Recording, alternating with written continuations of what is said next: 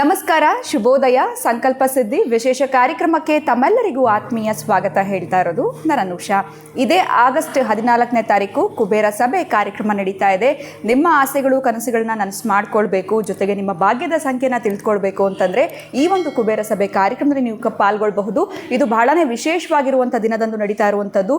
So ಇದ್ರ ಬಗ್ಗೆ ನಿಮಗೆ ಹೆಚ್ಚಿನ ಮಾಹಿತಿ ಬೇಕಿದ್ದಲ್ಲಿ ಸ್ಕ್ರೀನ್ ಮೇಲೆ ಸಂಖ್ಯೆಗಳು ಬರ್ತಾ ಇದೆ. ನವಧಾನ್ಯಗಳನ್ನು ಮೊಳಕೆ ತರಿಸಿ ನೀವು ಈ ಒಂದು ಕಾರ್ಯಕ್ರಮದಲ್ಲಿ ಭಾಗವಹಿಸಬೇಕಾಗತ್ತೆ. ಸೊ ನಂಬರ್ಸ್ಗೆ ಕಾಲ್ ಮಾಡಿ ಹೆಸರುಗಳನ್ನ ರಿಜಿಸ್ಟರ್ ಮಾಡ್ಕೊಳ್ಳಿ, ಮಾಹಿತಿಯನ್ನು ಕೂಡ ಪಡೆದುಕೊಳ್ಬೋದು.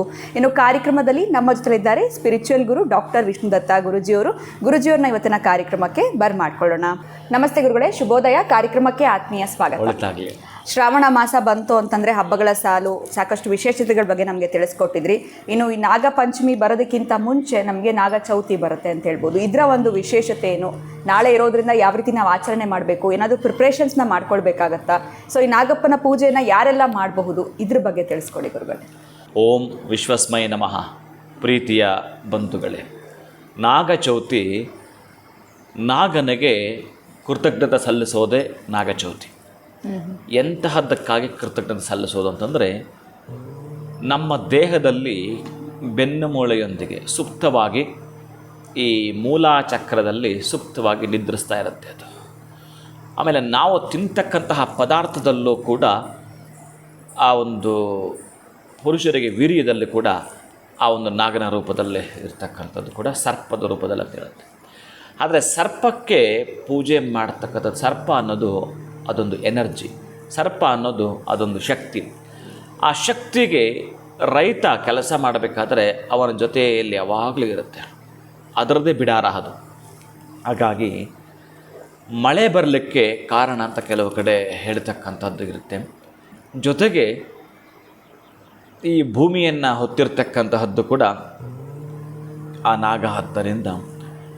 ಇನ್ನು ನಾಗನಿಗೆ ಸಂಬಂಧಪಟ್ಟ ಅಧ್ಯಾಯಗಳು ಅಥವಾ ಕಥೆ, ಪುರಾಣ ಅಂತ ಏನಾದರೂ ಹೇಳಲಿಕ್ಕೆ ಹೊರಟ್ರೆ ಬಹಳ ಅದ್ಭುತವಾಗಿ ರೋಚಕವಾಗಿರ್ತಕ್ಕಂತಹ ಕಥೆಗಳಿದ್ದಾವೆ.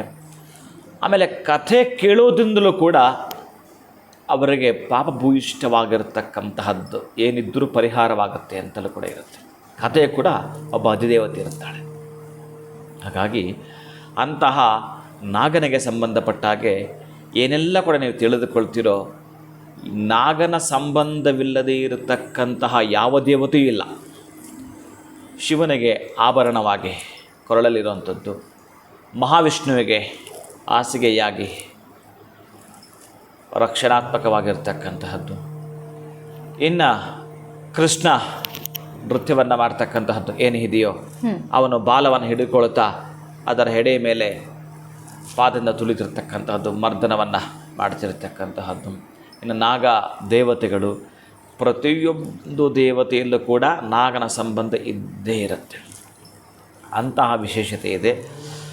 ಇನ್ನು ಈ ನಾಗನಿಗೂ ಗರುಡನಿಗೇನು ಸಂಬಂಧ ಅಂತ ನಾಳೆ ಸವಿಸ್ತಾರವಾಗಿರ್ತಕ್ಕಂತಹ ಕಥೆಗಳನ್ನು ತಿಳಿಸ್ತಾ ಬರ್ತೀನಿ. ಆದರೆ ಈ ನಾಗ ಯಾರು, ಇವನಿಗೆ ಪೂಜೆ ಮಾಡೋದ್ರಿಂದ ಆಗ್ತಕ್ಕಂತಹ ಫಲಿತಗಳೇನು ಅನ್ನೋ ಈ ನಾಗ ಚೌತಿಯಲ್ಲಿ ನಾವು ಮಾಡಲೇಬೇಕಾಗಿರ್ತಕ್ಕಂತಹದ್ದು.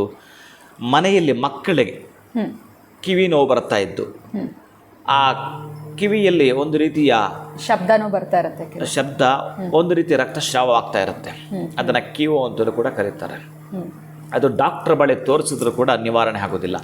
ಇನ್ನು ಚರ್ಮ ವ್ಯಾಧಿಗಳು ಅಂತ ಬರ್ತಿರ್ತವೆ ಬಹಳಷ್ಟು. ಈ ಕೆರೆತಗಳಂತ ಬಂದಾಗ ಡಾಕ್ಟರ್ ಹತ್ರ ಮೆಡಿಸಿನ್ನೇ ವರ್ಕೌಟ್ ಆಗಲ್ಲ, ಎಷ್ಟು ಮಾಡೋದು ಕೂಡ ಅದು ಪ್ರಾರಬ್ಧಕ್ಕಾಗಿಯೇ ಇರತಕ್ಕಂತಹದ್ದು. ಅದರ ಸೂಚಕವಾಗಿ ಈ ನಾಗಚೌತಿ ಒಂದೊಂದು ತಿಥಿಗೆ ಒಂದೊಂದು ಮಹತ್ವವಿದೆ, ಒಂದೊಂದು ತಿಥಿಗೆ ಒಂದು ಮಹತ್ವವಿದೆ. ಆ ತಿಥಿಯ ಬಗ್ಗೆ ಕೃಷ್ಣನೇ ಹೇಳಿರ್ತಾನಂತೆ, ಕೃಷ್ಣನೇ ಹೇಳ್ತಾ ಬರ್ತಾನಂತೆ. ಈ ಪಾಂಡವರು ಎಲ್ಲ ಕಷ್ಟಗಳು ಅಂದರೆ ಅದಕ್ಕೆ ಇನ್ನೊಂದು ರೂಪ ಪಾಂಡವರು ಅಂದರೆ ಕಷ್ಟಗಳು.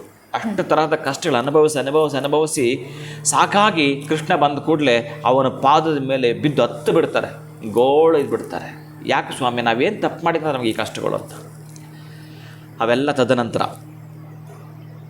ಒಂದು ತಿಥಿ ಕೃಷ್ಣ ಹೇಳ್ತಾನೆ. ಹಾಗೆ ಒಂದೊಂದು ತಿಥಿಗೆ ಮಹತ್ವದ ಬಗ್ಗೆ ನಾನು ಹೇಳಲಿಕ್ಕೆ ಹೊರಟಾಗ ಇದು ಜ್ಞಾಪಕ ಬಂದು ಹೇಳ್ತಾನೆ. ಭಾದ್ರಪದ ಮಾಸದಲ್ಲಿ ಬರ್ತಕ್ಕಂತಹದ್ದು ಏನು ಅನಂತ ಚತುರ್ದಶಿ ಇದೆಯೋ, ಅನಂತ ಚತುರ್ದಶಿಯಂದು ನನ್ನನ್ನು ಅನಂತ ಪದ್ಮನಾಭನಾಗಿ ನೀವು ನನ್ನನ್ನು ಆರಾಧನೆ ಮಾಡ್ತೀನಿ ಅಂತಂದರೆ ಈ ಎಲ್ಲ ಕಷ್ಟಗಳ ಮುಕ್ತಿ. ಅನಂತವಾಗಿರ್ತಕ್ಕಂಥ ಕಷ್ಟಗಳಿಗೆ ಇತಿಶ್ರೀ ಇಡಲಿಕ್ಕೆ ಆ ಚೌತಿನ ಆಯ್ಕೆ ಮಾಡ್ಕೋ ಅಂತ ಕೃಷ್ಣ ಹೇಳಿರ್ತಾನೆ. ಹಾಗೆ ಈ ತಿಥಿಗೂ ಕೂಡ ಈ ನಾಗನ ಆಜ್ಞೆ ಆಗಿರುತ್ತೆ. ಈ ತಿಥಿನ ನಾನು ಯಾರು ಪೂಜಿಸ್ತಾರೋ ಅವರಿಗೆ ಈ ವ್ಯಾಧಿಗಳನ್ನು ನಿವಾರಣೆ ಮಾಡ್ತೇನೆ ಅಂತ, ಚರ್ಮ ವ್ಯಾಧಿಗಳು ನಿವಾರಣೆ ಮಾಡ್ತೇನೆ ಅಂತ. ಅದಕ್ಕಾಗಿಯೇ ಹುತ್ತಕ್ಕೆ ಹಾಲು ಒಯ್ಯತಕ್ಕಂತಹದ್ದು.